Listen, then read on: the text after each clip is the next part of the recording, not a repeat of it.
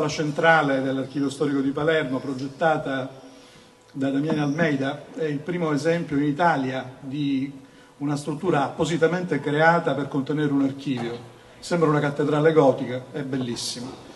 È un grande onore per me parlare in questa sede e presiedere questa tavola rotonda. Già mi capitò di farlo 2 anni fa a Cesarò, ma nella mia città e in questa sede chiaramente per me assume un valore particolare.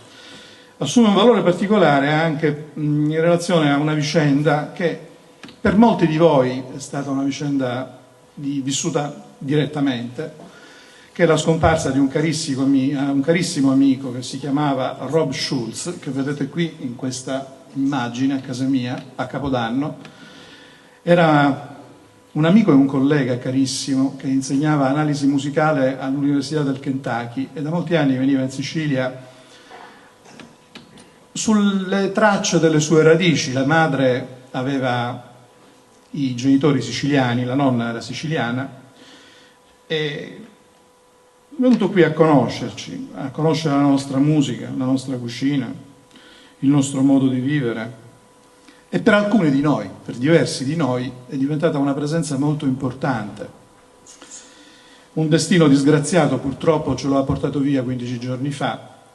Qui lo vedete che suona felice a casa mia, a Capodanno, un flauto che gli regalò Giuseppe Roberto, e suonava una sonata che adesso Giuseppe ci fa sentire, che era la sonata di Rob, che aveva preso proprio attraverso Giuseppe, una sonata di un suonatore messinese, ma questo ce lo spiega meglio Pippo. Io oggi apro con questo ricordo e dedico questo incontro musicale, in cui parleremo di flauti, parleremo di musica, a Rob Schulz con tutto il possibile affetto.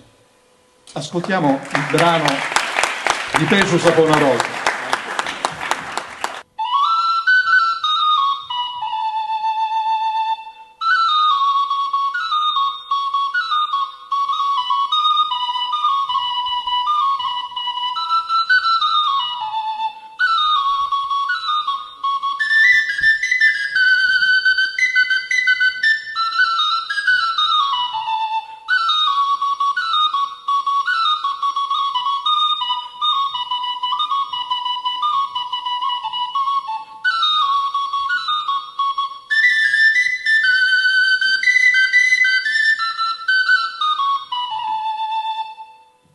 E iniziamo questa nostra discussione ascoltando un documento che per molti versi è emblematico del friscaletto e anche del valore simbolico di questo strumento all'interno della cultura tradizionale siciliana. E contemporaneamente ricordiamo un'altra figura molto importante di suonatore e costruttore di friscaletti di Salemi, un ex pastore che si chiamava Giuseppe Accardi, che è scomparso da qualche mese, però bontà sua è scomparso che aveva già abbondantemente superato i 90 anni. Ha quindi goduto della sua vita fino alla fine, in cui è stato lucido, e ancora fino a 2 anni fa siamo andati a trovarlo, e queste immagini sono proprio dell'ultimo incontro che io ho avuto con Uzzu Peppino Accardi di Salemi, e utilizzo queste immagini con la sua voce un po' più giovane, registrata quasi 20 anni prima, in cui racconta una fiaba di magia che ruota tutta intorno a un flauto di canna. Una volta dice che c'era un re che aveva Feora, aveva Tarrete, e aveva un figlio e una figlia, un maschio e una femmina. Questo re ci disse alle figlie: come trova la pinna del pro, c'è ognuno il regno, o uno all'altro. Lo frate e la sorella si misero in giro a cercare questa pinna del pro, e la trovò la femmina, questa pinna del pro. Piano per anno si incontrarono con il frate. Il frate si pigliava di collera che sta tesoro trovava questa pinna. Camminando che se ne stava nella casa, arrivano al fiume, l'ammazzavo a sta tesoro. E là sta andando al fiume. Dallo fiume morse. Ora poi, dopo tempo, c'era un pecorario, un pastore che pastorava le pecore. E se ne andava. e c'era un cannito che pigliava una canna, la più bella, e poi un frescaletto. Lo frescaletto come se lo mise in bocca, ci suonava sta suonata.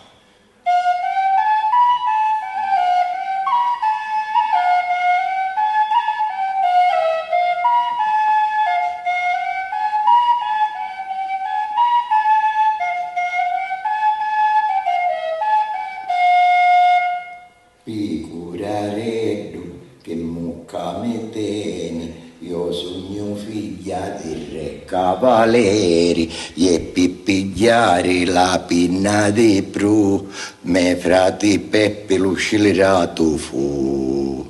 Picuraro si spaventava di chi là. Si mette a re lo frescaletto in mano e prova una altra volta.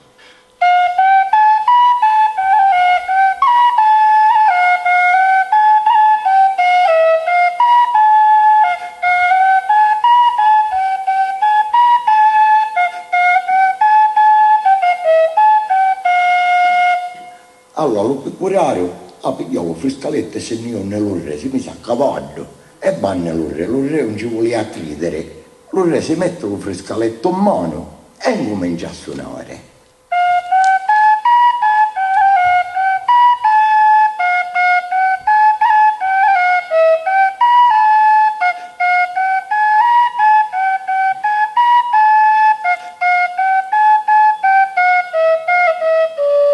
Ora ci cantava a differente lo scaletto e ci diceva Patruzzo mio che mano mi tieni, io fuggicata nell'acqua serene e pippigliare la pinna di pru, me frati Peppe lo scilerato fu.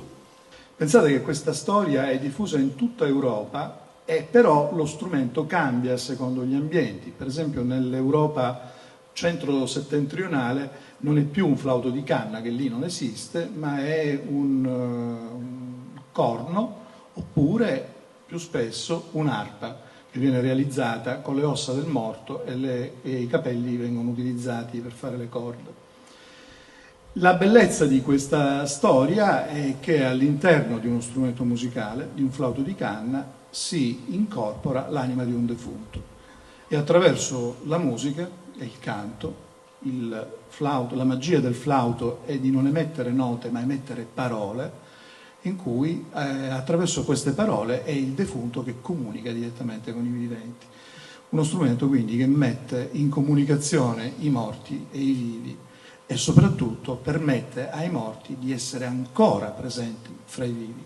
Pensate alla potenza simbolica che nella tradizione orale siciliana ha acquisito questo semplice oggetto realizzato con una canna e con un coltello per fare dei fori. Accardi, ma non soltanto Accardi, Nino Sergio, che è stato studiato già a partire dagli anni '80 da Febo Guizzi, da Roberto Leidi, da Mario Sarica, da Nico Staiti, oppure quell'altro suonatore straordinario Antonino Saitta che veniva da Librizzi, che era un suonatore di zampogna ma suonava anche il doppio flauto in una maniera molto particolare, realizzando sonate molto anche difficili, articolate, e poi ancora Sostine Puglisi e altri. Magari questi nomi appunto hanno nella mente di molti di voi, non sono associabili a una figura precisa perché avete sentito soltanto le registrazioni. E allora oggi vi do la possibilità di vederli, di vedere Ouzou Peppino Accardi com'era quando io lo incontrai la prima volta, di vedere com'era Sostine Puglisi quando suonava in una maniera straordinaria i flauti all'inizio degli anni 90, fine anni 80 e così via. In questo breve filmato, che è molto antico, 1993.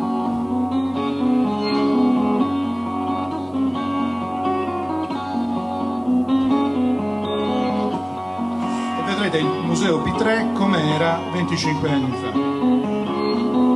Oggi è tutto diverso, è stato ristrutturato e l'esposizione non è più quella, qui era cadente già come si vede dalla targa, però vedrete la collezione dei flauti più antichi che abbiamo in Sicilia, che sono quelli raccolti da P3 alla fine dell'Ottocento, e ne vedrete anche suonati alcuni da Mario Crispi, un caro amico e musicista professionista. E questo era come si presentava nell'esposizione degli anni 30, che ancora fino all'inizio degli anni 90 era stata mantenuta.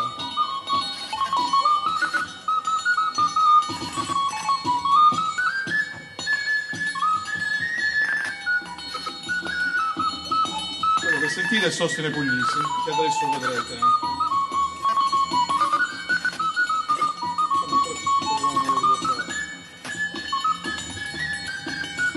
Vedete anche l'uso di decorare i flauti.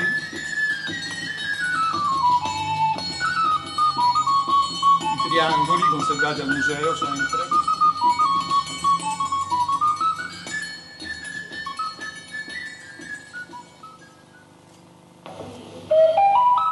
E questo è Mario Crispi che suona uno dei friscaletti più antichi, proprio un 6+1 raccolto da Giuseppe Pitrè.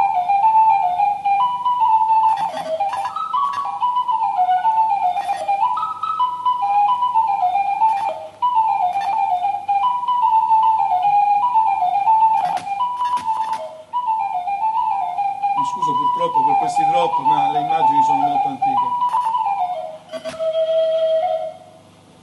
E Mario poi fa vedere un altro strumento, un altro flauto, che è un flauto traverso in canna, uno strumento ancora costruito e suonato da un ultimo suonatore a Messina, De Salvo, che lo chiama flauto Cianco.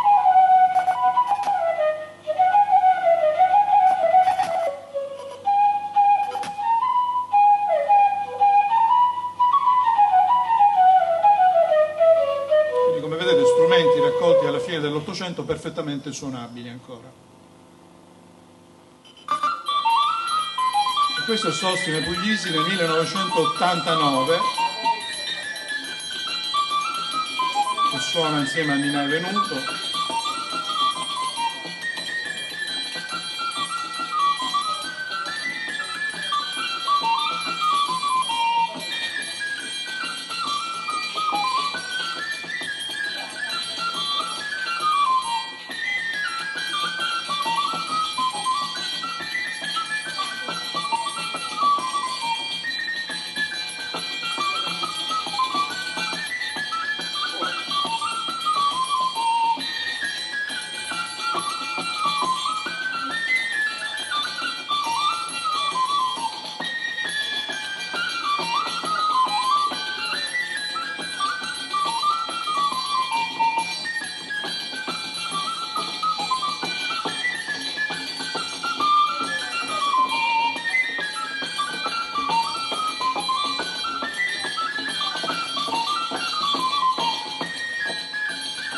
Sostine Puglisi, per chi non lo sa, è un pastore tuttora vivente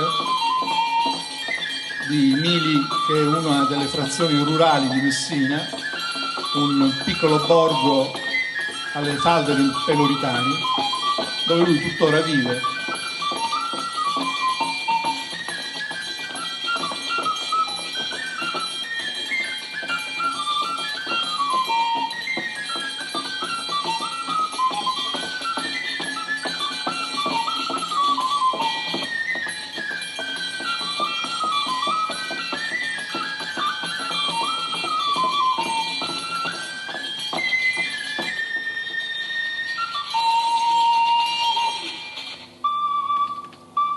Su Peppino Accardi di Salemi, com'era nel 1993. Suonano due tipi di flauto diverso, il 6+1 a Salemi, a Messina si usa il 7+2, ma adesso problematizzeremo molto questo discorso delle tipologie dei flauti. Questo brano che suona è una iolla.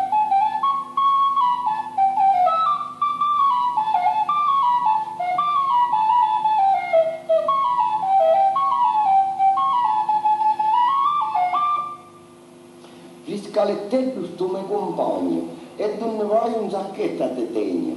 Facciamo circa una bella suonata e rallegriamo di questa bella serata. Friscalettello si è fatto di canna, suona Naiola, l'unanna e la nonna, faccia ballare la tarantella antica antica e antica moderna.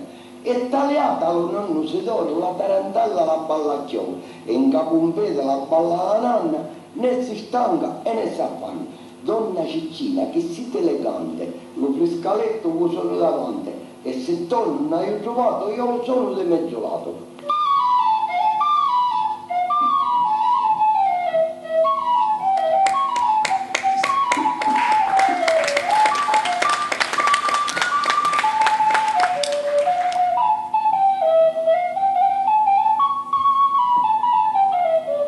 E io sogno lo friscaletto e sogno un pezzo antico, ma se non lo sai suonare prima la studiare.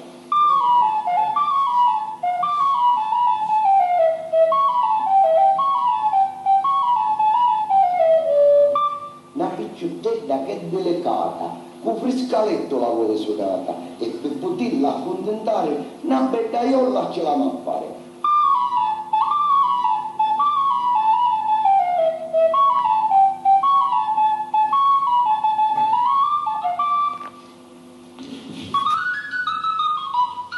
Ci spostiamo a Palma di Montechiaro. Questo era un anzianissimo suonatore, suonava sia la zampogna che questo flauto a uciputtusa che esisteva, flauto a tre fori. Guardate la tecnica con cui lo suona, sfruttando molto gli armonici e utilizzando una posizione per ottenere una nota, chiudendo anche l'imboccatura.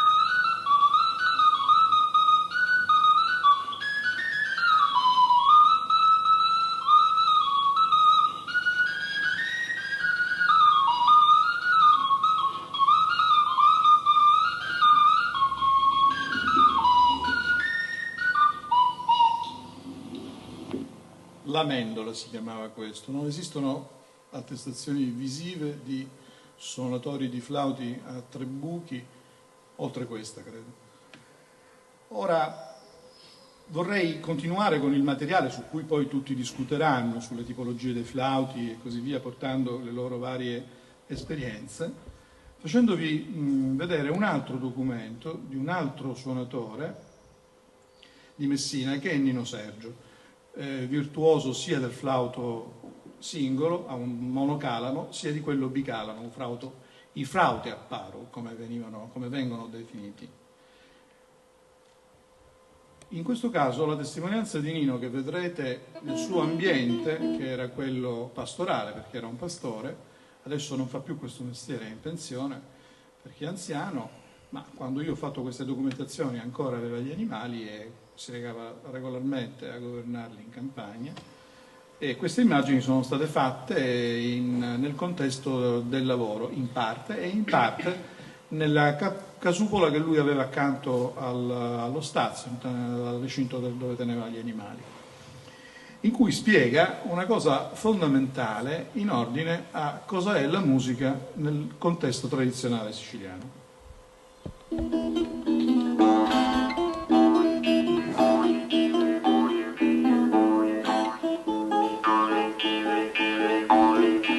Qua siamo sempre a Malvani, il suono della chitarra.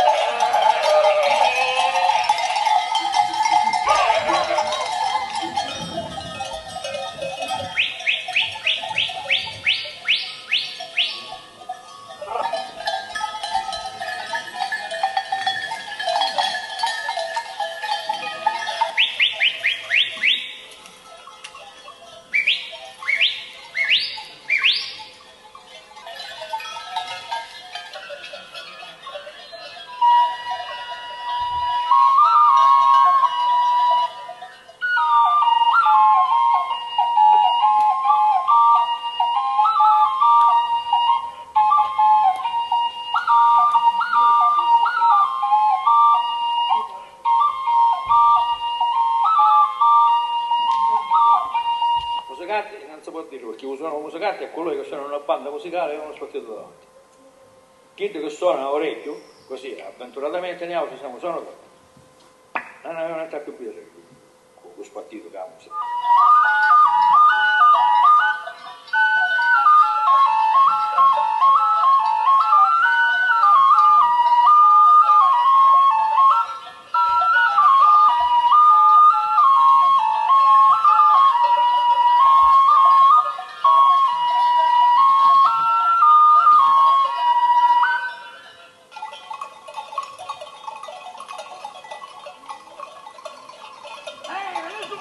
Questo è Sostina Puglisi in tempi molto più recenti, nel 2010,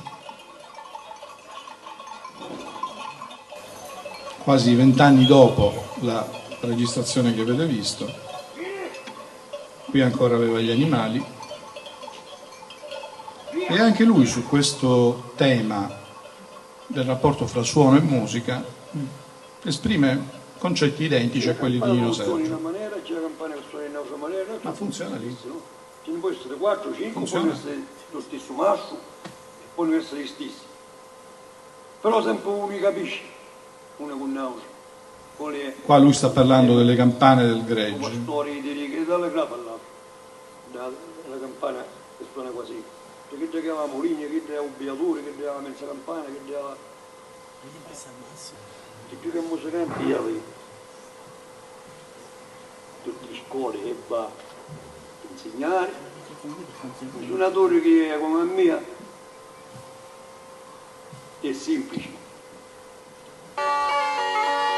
Vabbè, insomma il concetto è chiaro, quello che è musicante conosce le note, la lettura musicale e va alla scuola, invece il suonatore è semplice, cioè suona per tradizione orale, quello che impara lo impara attraverso l'imitazione diretta dei padri. Questi concetti sono molto comuni nell'ambito del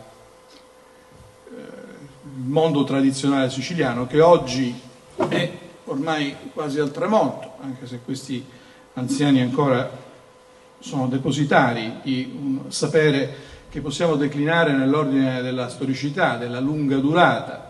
Oggi alcuni miei allievi, Giuseppe Giordano, Emanuele Duminiello, studiano l'etnomusicologia attraverso il web, quello che filtra attraverso il web, che costituisce un campo di ricerca virtuale che tuttavia presenta problematiche estremamente ricche e complesse di analisi, almeno al nostro sguardo. Ascoltiamo una sonata in cui si vede bene la diteggiatura che usa Sostine suonando il flauto 7x2.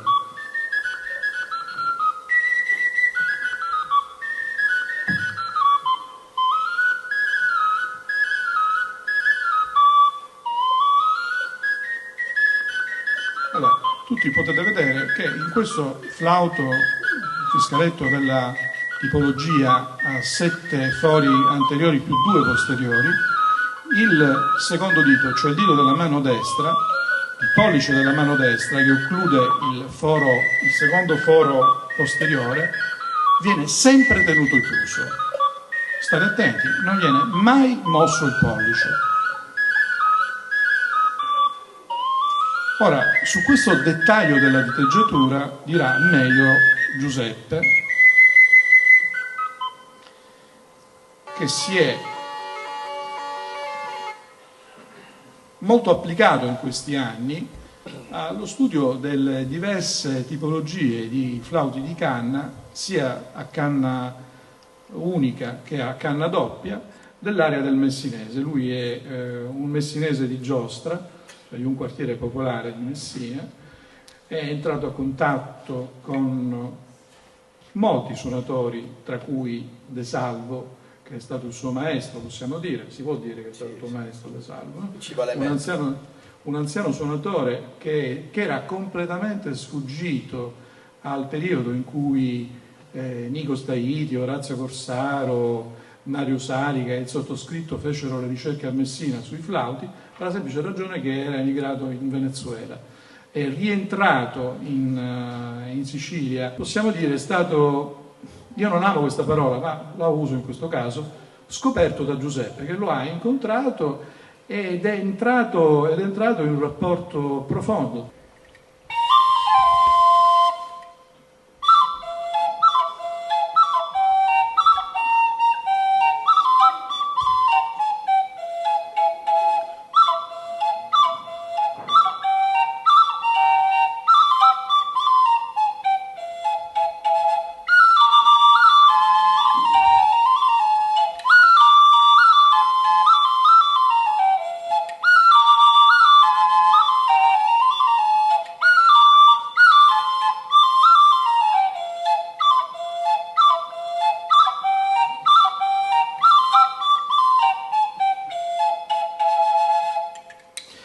Insomma, ci siamo trovati a un certo punto a capire, noi etnomusicologi, studiosi di questi fenomeni, che in realtà la questione del flauto, della distribuzione delle tipologie del flauto di canna e delle tecniche con cui viene suonato in Sicilia era molto, ma molto più complessa di quanto avevamo fino a un certo momento creduto, con una divisione molto, come dire, all'ingrosso, tra una zona centro-occidentale in cui era diffusa la tipologia 6+1 e sporadicamente 3+1 e invece una parte orientale che comprendeva le province di Messina, Catania, Siracusa soprattutto, che invece prevedeva la prevalenza, non l'esclusiva presenza, ma la prevalenza del modello con i 2 fori posteriori.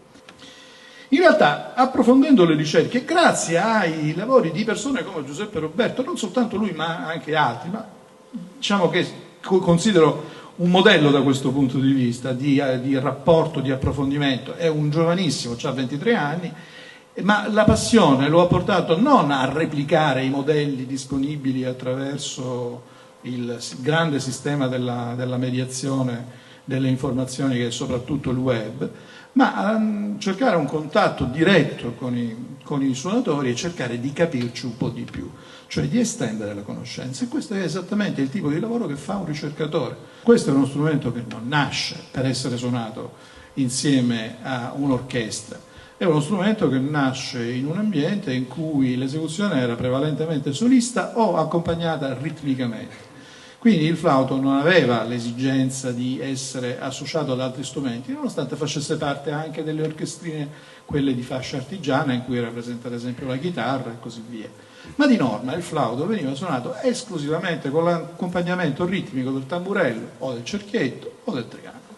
Questo era il modo in cui si suonava il flauto. Ma il problema del flauto di canna è che si tratta di uno strumento in cui in realtà l'intonazione ha a che fare con chi se l'è costruito lo strumento. Io ricordo il suo Pinaccardi, che faceva parte del gruppo folcloristico di Salemi, tra l'altro gestito, coordinato da un caro amico, Gaspare Cammarata, che diceva sempre i flauti del Sulpino non si possono suonare insieme al gruppo, no? Perché l'intonazione non corrispondeva a cosa? Alla fisarmonica. Ma i pastori non suonavano con la fisarmonica, non gliene è mai fottuto niente della fisarmonica.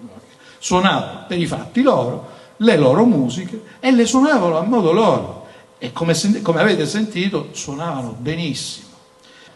È chiaro che la tradizione è una cosa dinamica, ma un conto è il dinamismo che si attiva all'interno di una lunga durata da bocca a orecchio, un conto è il dinamismo che si attua caldissimamente a partire da quello che circola soprattutto sulla rete, che ovviamente permette un approvvigionamento di repertori e di conoscenze che certamente, se sono vagliate e utilizzate criticamente, sono estremamente utili, ma altrimenti creano soltanto confusione.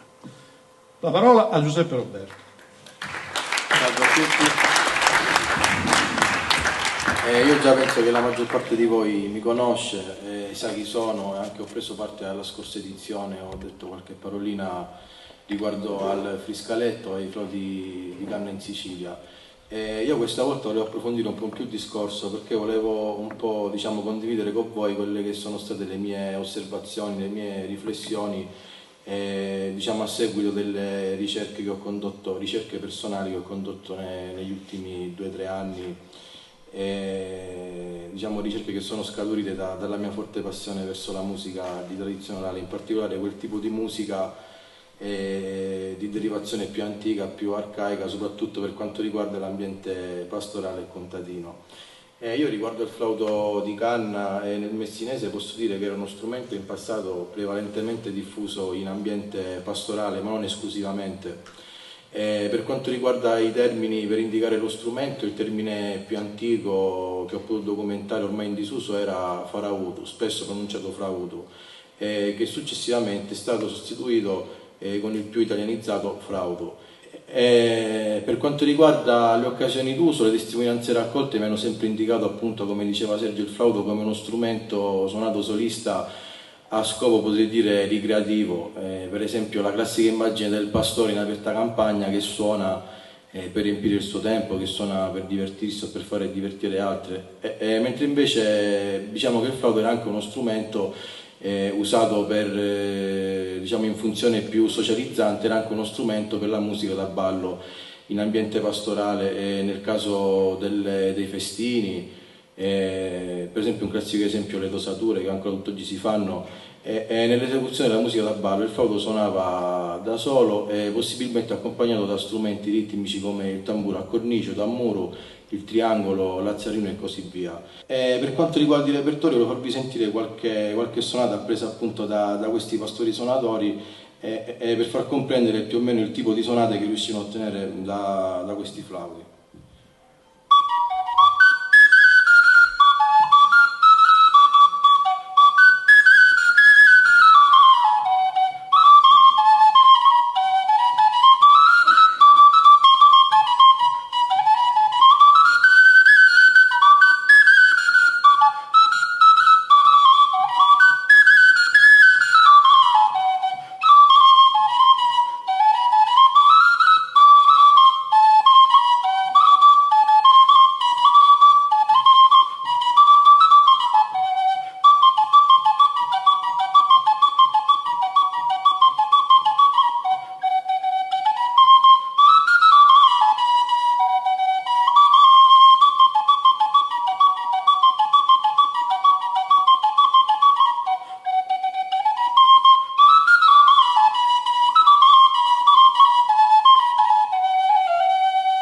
Presso praticamente i suonatori e i costruttori di tradizione, i pastori suonatori, ho documentato che il doppio flauto viene indicato al plurale, come frauto o come frauta.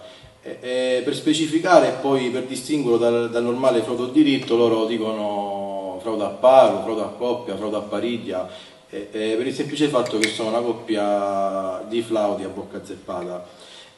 Sulle caratteristiche costruttive, innanzitutto il doppio flauto, diciamo, si distingue per i becchi molto pronunciati, quindi molto lunghi, molto sfilati, che servono appunto ad avere, diciamo, molta presa con le labbra e con i denti durante l'esecuzione.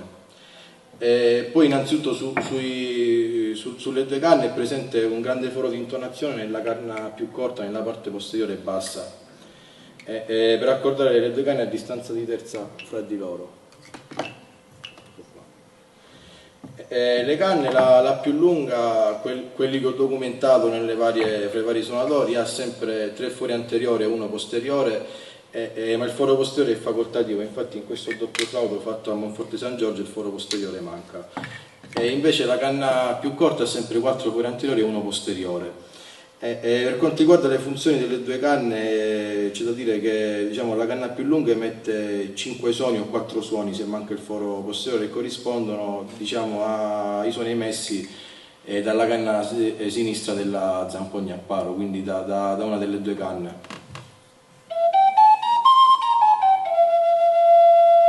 Anche a sciacca esiste un tipo di flauto più uno, però ha un'accordatura diversa. Quello alla parte alnisa, quello di cui parlo io, è un flauto che, se costruito in un certo modo, ha un'estensione di 2 ottave. 2 ottave anche qualcosina, perché si può prendere la sensibile cioè bravo, chiudendo praticamente il foro, quello che la faceva plaza. anche l'amico. Anche, sì, esatto. Come tipo di accordatura, una scala che riproduce una scala che non è né maggiore né minore, si può dire che è una scala di Bach perché ha una terza minore ma anche la sensibile, quindi il semitono tra il settimo e l'ottavo grado. Quindi un esempio, Do maggiore sarebbe Do maggiore con la terza maggiore. Noi abbiamo Do, Re, Mi bemolle, Fa, Sol, La, Si, Do. Quindi è una via di mezzo. Come prassi esecutiva, diciamo, per realizzare uno strumento è la stessa di tutti i flavi, quindi dalla scelta della canna, preso da un canneto che sia il più lontano possibile da corsi abbondanti di acqua. Questo perché se la canna ha a disposizione tantissima acqua, cresce subito, cioè cresce anche, diciamo, l'internodo, la distanza tra nodo e nodo è molto più lunga, però la fibra all'interno è molto più spugnosa, molto più aperta, quindi non è uno strumento ideale. L'ideale è la canna che viene raccolta in un canneto che cresce molto lentamente, che ha a disposizione pochissima acqua e quindi la fibra, diciamo, alla fine risulta più compatta, più legnosa e poi risulterà uno strumento, diciamo, migliore, con la stagionatura che è necessaria assolutissimamente. Sul gruppo, visto che noi, insomma, siamo nati sul gruppo su Facebook, è giusto anche citarlo, abbiamo discusso a lungo per quanto riguarda la costruzione, i vari trucchi, se possiamo dire che sono trucchi, e quindi, diciamo, ne abbiamo discusso a lungo, dalla realizzazione del tappo, che è, diciamo, la parte più complicata, quindi il tappo, l'imboccatura, la finestrella, lo scivolo, la pulitura della canna all'interno, la scelta della canna che deve essere una canna comunque che deve essere cilindrica, deve avere una cameratura cilindrica non ovalizzata, questo perché permette la distribuzione del suono, del fiato in maniera più omogenea all'interno della canna. Questo è appunto il 6+1 alla Vartanisa. Vi faccio sentire qualcosa tratto dal corpus del Favara, vi faccio sentire la viola Vartanisa e poi, se c'è tempo, anche una fasola, la fasola della Tubiana.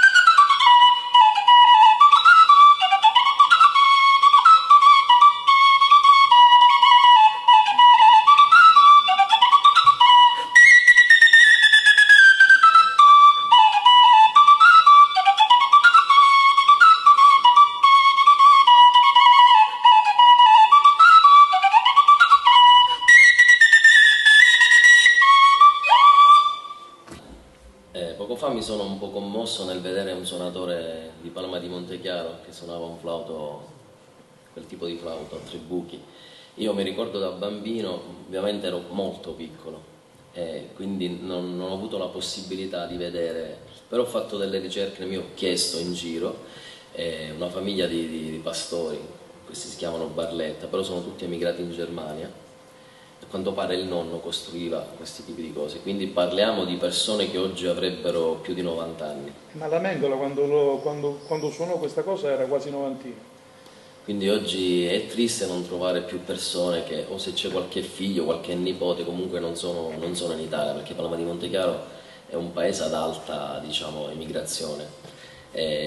Un'altra cosa che il professore ha fatto delle ricerche per quanto riguarda la zampogna, questo è a rischio. Palma è uno dei paesi simbolo della zampogna a palo in Sicilia, però non ci sono giovani che comunque, due soli soltanto, Aquilino che si sta mettendo, Tommaso, Lauricella, si stanno cercando di portare avanti, però c'è poca sensibilità da quella che è la politica e le amministrazioni. Dobbiamo essere noi prima di tutto sensibili e prima di tutto un gruppo, perché se non siamo un gruppo, ognuno per quello che può contribuire, è importante, anche con una semplice frase, questo è molto importante. Oggi qua ci sono diverse persone che io conosco dell'Arcitavola Tonda, di Popolarte, il mondo Palermo Anima Folk, che sono tutte delle realtà a Palermo che comunque si interessano in un certo modo, diciamo tradizioni popolari, prendetelo con le virgolette questa frase. E quindi è una bella cosa, perché l'unione, diciamo, per una causa che non è mia, di Roberto, del professore, è una causa, diciamo, per la Sicilia intera.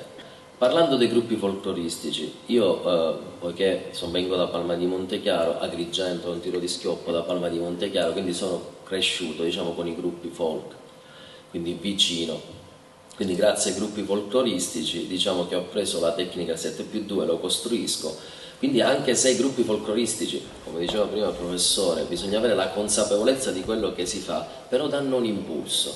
Poi ognuno continua per come vede la cosa e per la sensibilità che ha. Ho conosciuto, devo dire la verità, questa vostra manifestazione proprio durante le ricerche che stavo svolgendo sul web, appunto, come strumento di osservazione anche per gli studi etnomusicologici, e ho osservato quanto in qualche maniera è stato già detto. Ecco, sul web, anche nella vostra pagina Facebook, avvenivano discussioni, competizioni, scambi di opinioni, di informazione sull'intonazione.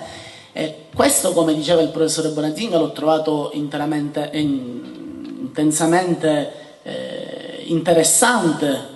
Succede con i Friscaletti, come succede con i Marranzani, come succede con la Zampogna, succede come ecco, nel caso dei repertori devozionali. Io ho fatto più un'analisi che ha toccato da vicino i repertori devozionali, ma le dinamiche sono le stesse, sono sempre quelle. Ecco, quanto un po' una volta succedeva, penso di immaginare, ecco, gli scambi avvenivano in occasioni ben circoscritte.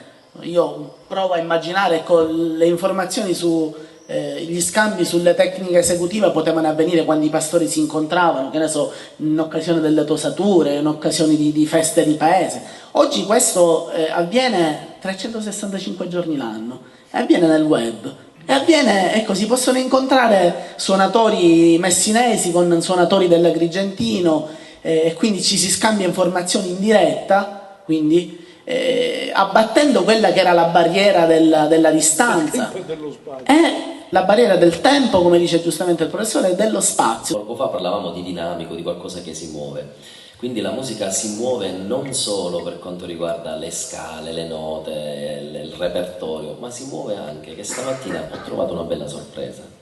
La sorpresa è una ragazza che suona il friscaletto ed è Cecilia. Cecilia, dove sei? Ho notato anch'io, devo dire che mi sono molto contento, perché questo strumento è uno strumento lei è prettamente Cecilia. maschile. Come ti sei avvicinata al mondo del friscaletto? Allora, c'era un friscaletto a casa,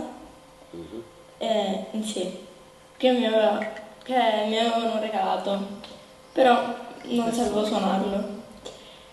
Niente, piano piano, così piccolissima, ci giocavo, finché un giorno mio padre mi ha portato così a sorpresa a casa di Raimondo Catania.